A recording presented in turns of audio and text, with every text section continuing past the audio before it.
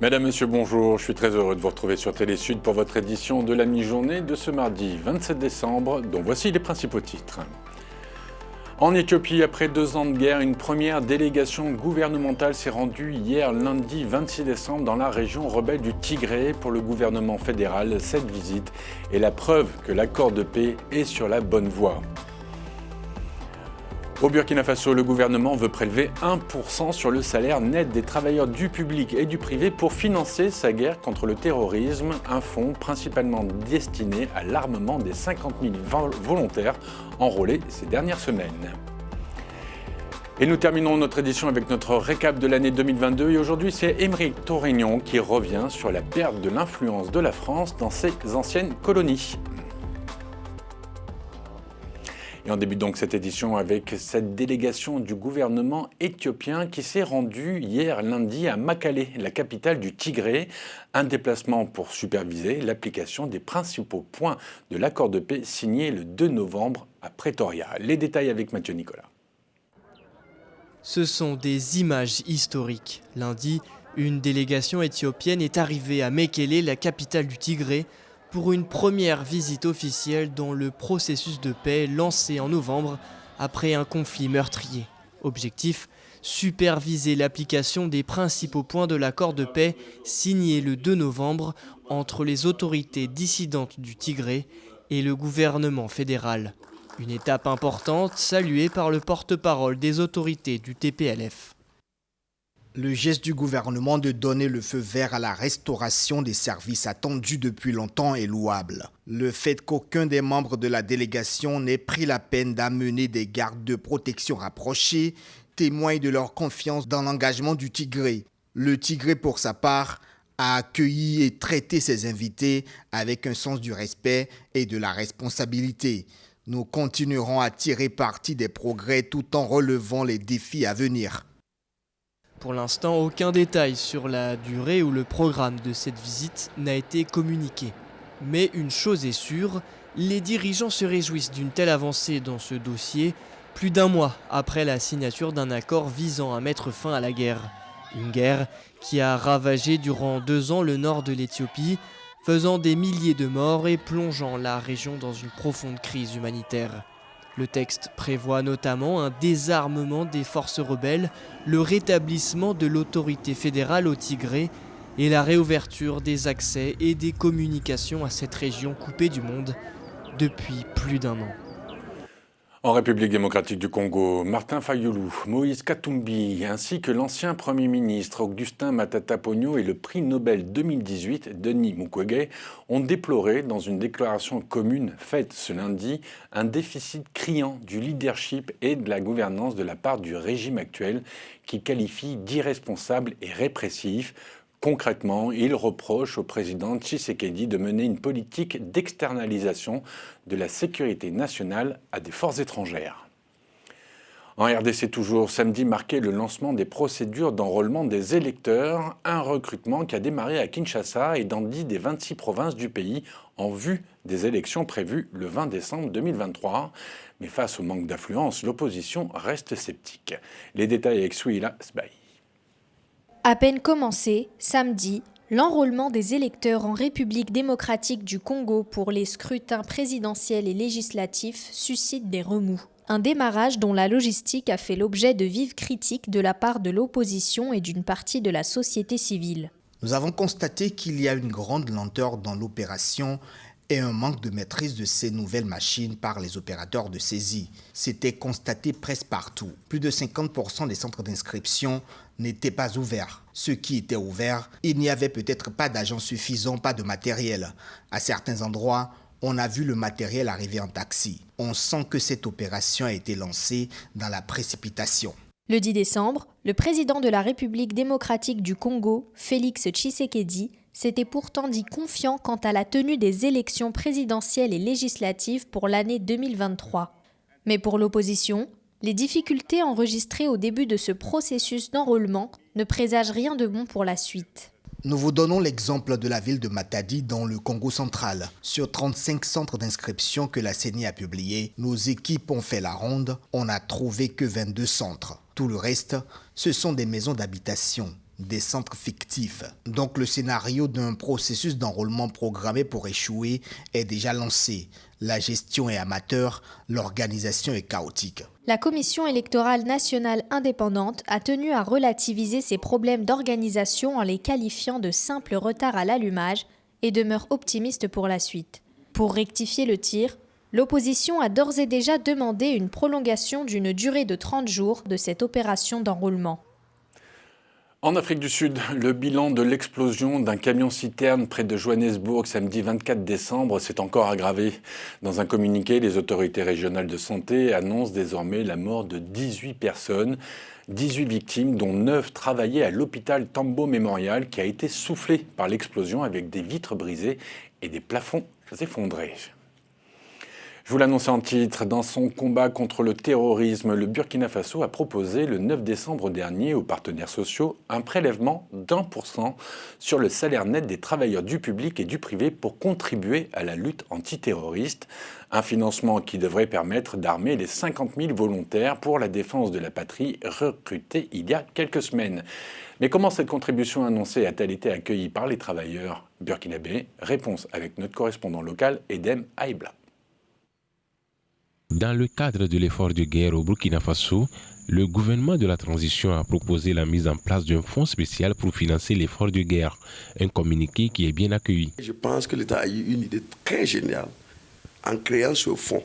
Là, toutes les conditions seront logées en un seul endroit et le contrôle est plus facile. Et maintenant, les 1%, quand on regarde, même sur un salaire de 500 000, c'est 5 000 francs. Donc, ça veut dire que c'est supportable. Maintenant, il va sans dire que les syndicats vont se réunir demain, l'Union d'action syndicale, pour analyser. Parce qu'il va falloir maintenant préciser la durée. Est-ce que c'est indéfiniment? C'est juste pour la durée de la transition? Pour que les gens soient situés, pour que ce soit pas une habitude qu'on va perdurer quand il y aura des élections. Si l'appel aux bonnes volontés de guerre a été salué, cette contribution d'un prélèvement de 1% sur les salaires nets des travailleurs du public et du privé est diversement appréciée. Il faut même plus que ça. À mon humble avis, 1% ce n'est rien. Il faut aller au-delà de 1% pour que nous puissions carrément terminer avec ces gens-là. L'idée, c'est une très bonne vision, mais elle est insuffisante dans la mesure où arrêter un montant fixe pour tous les revenus, cela me paraît injuste. Je prends l'exemple, quelqu'un qui a 300 000 francs, 1%, ça fait 3 000. Celui qui a 3 millions, 1%, c'est 30 000. Alors, il faut faire la part des choses. Celui qui a plus doit contribuer plus, proportionnellement à son revenu, pour l'efficacité et la justice sociale. Cette forme de mobilisation de ressources enclenchée par le gouvernement est inédite par bien des aspects. De ce fait, il s'agit d'une première qui doit être sujet à réflexion afin d'accroître sa réussite pour le bien commun du Burkina Faso.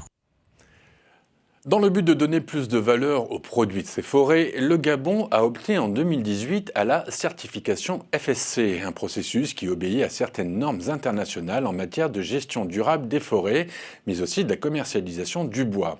Aujourd'hui, malgré quelques désaccords entre les exploitants et le gouvernement, les choses se précisent et devraient bénéficier à toutes les parties. Muriane Dongueyene et Joël Tatou. Depuis 2018, le processus de certification du bois gabonais suit son cours et démontre de la volonté du pays à gérer durablement ses forêts avec plus de valeur sur le bois local, quand bien même le procédé reste encore peu compris du grand public. Amener l'exploitation forestière à la certification, c'est concilier 3 gros piliers. Protection de l'environnement, protection des communautés et amélioration des conditions de vie des communautés, et amélioration de la trésorerie. C'est des gens qui vendent dans des marchés où ce bois se vend plus cher. Amener tous les opérateurs à ça permet au Gabon de pouvoir aussi continuer à préserver l'environnement, améliorer la prise en compte des opérateurs forestiers sur les questions des communautés riveraines aux concessions forestières. Assurer un développement économique par le bois, le Gabon s'y attelle en tenant compte de tous les contours en vue de continuer à garder sa position en matière de préservation de l'environnement et aussi mieux tirer profit de cette matière.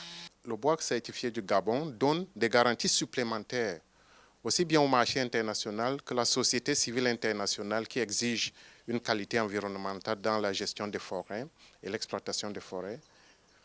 Ce bois donc peut donner ces garanties supplémentaires de sa durabilité et de la responsabilité des entreprises pour ne pas entraîner des dégâts non contrôlés sur les forêts, pour assurer une certaine traçabilité et la légalité dans la gestion des forêts du Gabon. Alors que certains s'interrogent encore sur l'apport du bois certifié sur le PIB national, les experts restent optimistes. Oui, la certification contribue efficacement à l'économie du Gabon parce qu'elle réduit l'illégalité qui fait perdre de l'argent.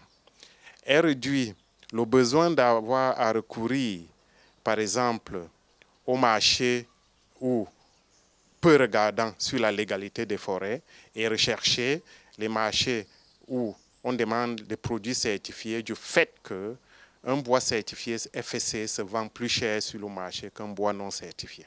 Voilà qui est clair, pour le Gabon, cette mesure de certification de son bois est aussi le moyen pour le pays de faire du secteur forestier le pilier de l'économie verte et il entend créer entre 30 000 et 50 000 emplois par an dans ce secteur porteur. Au Congo, le Premier ministre Anatole Koliné-Makosso a effectué la ronde des 4 sites dédiés aux forces armées congolaises dans le 7e arrondissement de Brazzaville. Une visite de terrain qui rappelle l'engagement du président de la République relative à l'opérationnalisation des casernes militaires. Louis-Marcel Satou. La base vie de Mbamou, les casernes de Ndouo, Case-Barnier et celle du 401e bataillon d'infanterie sont les 4 sites visités par le Premier ministre en présence de quelques membres du gouvernement et du haut commandement militaire. Ces infrastructures modernes, destinées à l'hébergement des officiers supérieurs, sous-officiers et autres, intègrent l'engagement du président de la République relatif à l'opérationnalisation des casernes militaires. Le président de la République, qui tirant les leçons de ce que nous avons connu antérieurement, a pensé offrir ces belles installations à nos forces armées congolaises. Nous ne pourrons que nous en réjouir. Tout cet investissement mérite d'être bien entretenu pour que nous n'ayons pas à subir, comme nous interpellait il y a quelque temps le président de la République, ce processus de construction, destruction, reconstruction. Quelques éléments importants ont été signalés lors de cette visite, notamment le mauvais état des routes, le manque d'eau potable, le faible niveau d'éclairage, la mauvaise couverture téléphonique. Il a été également constaté l'existence de quelques têtes d'érosion aux extrémités de ces sites. Ici, le chef du gouvernement a exprimé sa désolation. On a déplacé ces casernes pour les mettre ici de façon à les éloigner des populations, des habitations populaires. Comment comprendre encore que les mêmes populations suivent les casernes jusqu'ici et si demain il y a problème, ce sera encore la responsabilité de l'État. Il faut encore y faire face. Vous voyez, des comportements de cette nature ne sont pas de nature à favoriser le développement. Le ministre des Affaires étrangères ukrainien qui évoque des pourparlers en février. L'homme soupçonné d'avoir assassiné 3 Kurdes vendredi à Paris qui est placé en détention. Et un second procès pour l'attentat de Nice suite à l'appel du verdict de 2 des condamnés. C'est le reste de l'actualité préparé pour vous par Souilas Bay et Noël Dong. Le ministre ukrainien des Affaires étrangères a évoqué pour la première fois de possibles pourparlers de paix avec la Russie en février 2023. Dmytro Kuleba a indiqué que son pays espère organiser un sommet de paix d'ici la fin février, de préférence aux Nations Unies avec son secrétaire général comme médiateur éventuellement. Mais l'Ukraine pose une condition, que la Russie soit d'abord poursuivie pour crimes de guerre. Cela fait maintenant plus de 10 mois que la Russie et l'Ukraine s'affrontent. Et le processus de paix ne semble pas prêt d'être enclenché tant que chacun des deux camps attend de l'autre qu'il accepte ses conditions. À Paris, l'homme soupçonné d'avoir assassiné 3 Kurdes lors d'une attaque à main armée vendredi dernier a été placé en détention et inculpé pour assassinat et tentative d'assassinat en raison de la race, l'ethnie, la nation ou la religion, ainsi que pour acquisition et détention non autorisée d'armes. L'homme de nationalité française âgé de 69 ans s'est rendu rue d'Anguin dans le 10e arrondissement de la capitale et a fait irruption dans le centre culturel kurde Ahmed Kaya et dans 2 commerces kurdes situés à proximité. La piste d'un crime raciste reste privilégiée par les enquêteurs d'après ses propres déclarations qui font état d'une haine pathologique des étrangers. Toutefois, la communauté kurde avance l'hypothèse d'une attaque ciblée qui serait orchestrée par la Turquie en raison des lieux et personnes visées, des militants pro-kurdes. Il y aura un second procès de l'attentat de Nice. Les 2 principaux condamnés ont fait appel.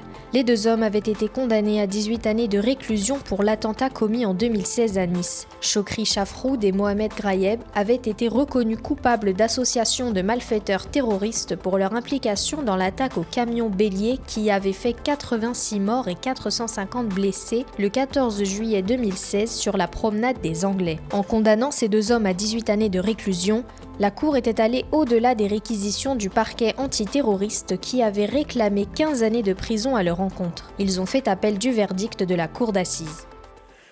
Partons pour les États-Unis maintenant où depuis la semaine dernière, le pays est frappé par une tempête hivernale d'une rare intensité avec des vents polaires qui ont provoqué d'importantes chutes de neige, notamment dans la région des Grands Lacs. Une tempête qui aurait déjà fait plus de 50 morts. Les détails avec Soukaina Skali. Dans la ville d'Hambourg, dans l'état de New York, il ne reste qu'un voile blanc et des rues désertes. Depuis mercredi dernier, la commune a des allures de ville fantôme. À l'origine, une tempête glaciale accompagnée de températures historiquement basses, frôlant les moins 48 degrés ressentis. Dans ces conditions, au moins 56 personnes ont perdu la vie. Nous avons connu beaucoup de guerres ensemble. Ce blizzard est celui de tous les temps. C'est clairement le blizzard du siècle. Nous sommes ici pour parler de notre approche collaborative afin de faire face à cette crise car il s'agit bien d'une crise. Même si l'intensité de la tempête a faibli ces derniers jours, pour la gouverneure de l'État de New York, il est encore trop tôt pour dire quand elle s'arrêtera complètement. Nous regardons le ciel en ce moment et nous savons que la tempête va revenir. Nous attendons encore 15 à 30 cm et dans les villes du sud, la partie du comté d'Erie, au sud d'ici, ils ont eu 70 à 100 cm de neige pendant la nuit. Depuis le week-end de Noël, 12 000 foyers restent encore privés d'électricité. Quant aux routes, elles restent pour la plupart impraticables en raison du verglas qui s'est formé.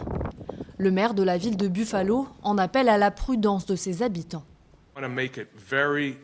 Je veux que ce soit très clair. Il faut que les gens restent loin des routes. Les conditions de conduite sont toujours très difficiles. L'interdiction de circuler est toujours en place. Veuillez ne pas conduire dans la ville de Buffalo. Cette tempête, considérée comme la pire depuis 50 ans, a aussi paralysé les aéroports. Lundi, plus de 2600 vols étaient encore annulés aux États-Unis. L'état d'urgence a été déclaré dans l'État de New York. En Chine, les autorités ont annoncé ce lundi 26 décembre la fin de la quarantaine obligatoire à l'arrivée en Chine, une décision unanimement saluée par la population après 3 ans d'isolement. On écoute quelques réactions. Je suis assez surprise. Lorsque nous avons commencé à ouvrir, je savais qu'il y aurait peut-être un jour comme celui-ci. Lorsque ça a été annoncé, j'ai eu l'impression que l'épidémie était enfin terminée. Les projets de voyage que j'ai faits il y a 3 ans peuvent enfin devenir une réalité. Quand j'ai vu l'annonce, j'y étais favorable, parce que maintenant les étudiants qui étudient à l'étranger peuvent rentrer chez eux plus tôt pour retrouver leur famille. La situation épidémique en Chine est maintenant détendue, tout le monde a déjà été testé positif une fois, et il n'y a pas de signes négatifs notables, donc je pense que cette politique est plutôt bonne. Aujourd'hui, c'est la première semaine après ma guérison du Covid. Je fais partie de la première vague d'infection suite à l'ouverture de Shanghai. Je pense que mon corps n'a pas complètement récupéré et nous sommes actuellement à un stade où toute la population est malade. J'espère donc que tout le monde ira bientôt mieux et que la vie redeviendra ce qu'elle était par le passé.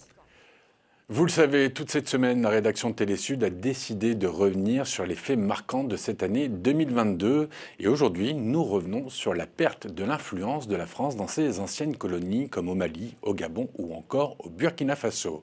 Aymeric Torignon.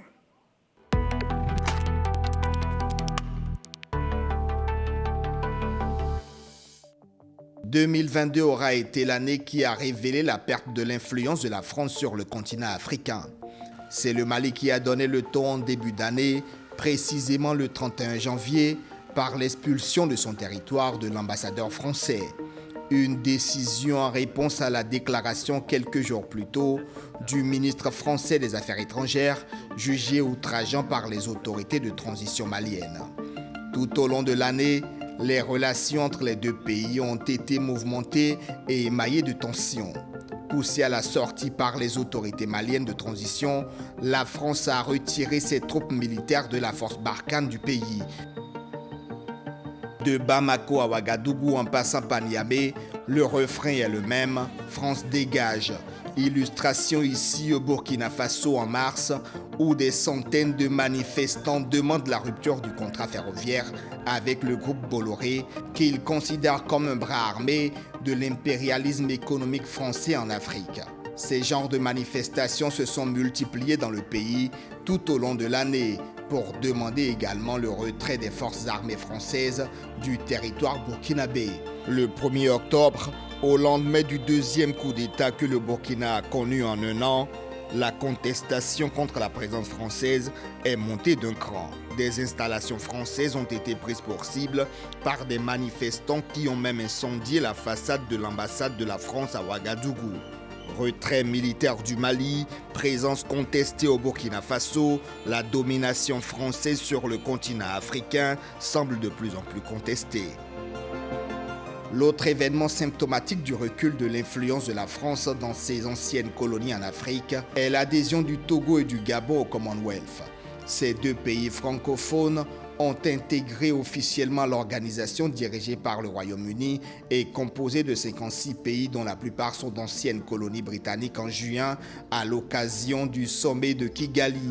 Pour justifier leur intégration, les deux ex-colonies françaises affirment vouloir diversifier leur partenariat économique. Et pour ces nouveaux adhérents, l'espace commercial qu'offre le Commonwealth est une opportunité à ne pas rater. Mais dans un monde de plus en plus globalisé, avec la guerre d'influence des puissances occidentales sur le continent africain, c'est un tournant géopolitique important. Et on termine cette édition avec Sibou Sisso Sisatou, un jeune Sud-Africain, ancien gardien de troupeau, qui a vu la mer pour la première fois il y a 20 ans. Aujourd'hui, il se prépare à traverser l'Atlantique à la voile le 2 janvier prochain, en partant de la pointe sud du continent africain vers le Brésil, pour la 50e édition du mythique Cap de Rio.